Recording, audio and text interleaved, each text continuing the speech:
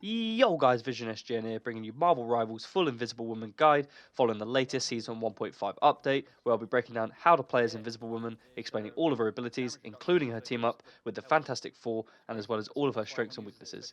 This is episode 5 of my new Hero Series guide, with all of the previous videos on my channel, and on that note, let's get right into it. So, Invisible Woman, as of the new update, is one of the best strategists in Marvel Rivals as of right now, who can deal great damage as well as stay alive really well using her invisible abilities whilst also healing teammates incredibly well.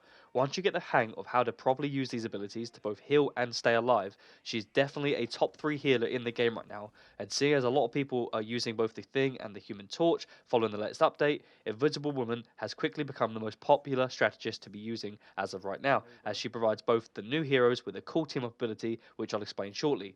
As for the character herself, she has a base health of 275 and a 6 meter per second movement speed, which is pretty standard across all of the characters. As for her primary attack, Orb Projection, which launches force field orbs that can pierce heroes flying to a maximum distance before returning to the Invisible Woman herself. This damages enemies and heals both teammates as well. It damages for 20 per hit and heals for 40 per hit and travels to a maximum distance of 30 meters. It has 10 ammo in her capacity and deals no critical damage. As for one of her best healing abilities, her Guardian Shield, used by pressing L2, generates a force field shield in front of a selected ally, and this shield can block damage and provides healing over time for all nearby allies.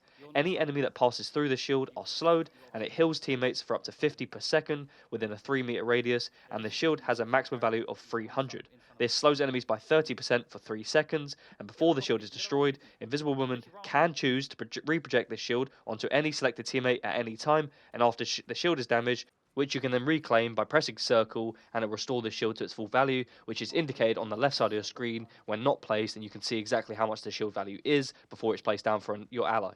But if it is destroyed, it has a 6 second cooldown after it's destroyed, so bear that in mind. As for her L1 ability, the Psionic Vortex, where she gathers Psionic energy and then casts it, and then erupts into a Psionic Vortex, which continuously draws in enemies and causes damage in a 5 meter radius. Now it deals 35 damage per second for 4 seconds duration. It has a 12 second cooldown, but the special effect of this ability is it applies a slowing effect to all enemies within the spell field. The closer you are to the center of the field, the greater the slowing effect. Any enemy within the center will be slowed by 50% in movement speed.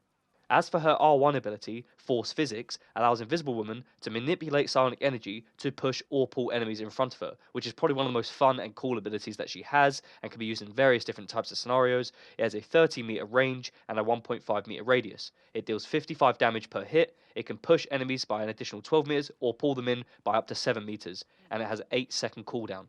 Now, when you combine this with her passive ability, Covert Advance, which allows her to enter into the invisible state sometime after disengaging from combat and grants yourself with a healing over time effect that heals for 20 per second. Now, this is really useful to do as you want to use this to back up in situations and focus your ability heals onto your teammates, or you can use this to sneak up on enemies and use the R1 ability, the Force Physics, to push people off the map or just push them out of situations or pull them into the chaos and allow your teammates to brawl with them. You can then also press X, which is the Veiled Step ability, which generates a force field at your feet. Stepping on it propels you into an invisible state with a 6 second cooldown of this ability, and you only come out of invisibility when you use any sort of active ability or you're injured.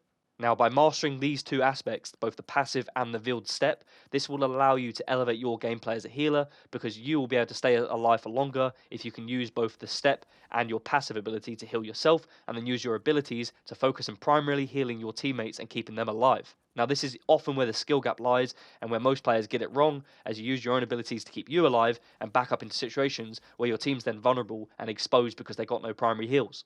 Now, the key thing to understanding with this character, similar to Luna, she deals more heals in channels and funneled situations. Because of her abilities and her heals and the way it works, with the radius being only 1.5 meters for the primary, anytime you're in a situation where you can line up your teammates, that's where you're going to deal more heals, and that's where you're going to be benefiting your teammates more. However, don't think of this character as a healer as well, because she is definitely a sneaky assassin who can take down the enemies quite easily, and multiple given that.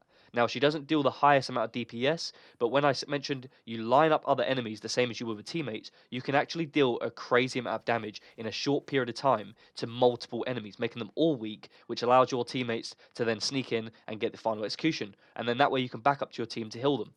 So not only can the character obviously use the invisibility to get away from situations and heal your teammates and yourself, but you can also use it to sneak up on enemies, put yourself in a good situation to aggravate their backline and be a nuisance on that side of things. Because a lot of players forget that these aren't just healing characters, it's why they're strategists, because they can use their abilities to also deal damage and also help your team when needed. And then as for the ultimate ability, Invisible Boundary, is this ginormous force field with a 40-meter height and 10-meter radius that lasts 8 seconds, and it heals all teammates inside for 165 health per second, which is crazy, and it allows all teammates inside to be undetectable from enemies on the outside, and any enemy that passes through are slowed. And the only known hero or character that I know can kill people whilst in this ult is Hawkeye, due to his insanely high DPS when he hits critical shots. As of the new season, this ult was nerfed and increased from 4,000 energy to 4,300. And then as for the cool newly added team up ability, where the Invisible Woman taps into her powers, channeling Psionic Might to fortify the Fantastic Four, which effectively grants a damage resistance for all of the other characters,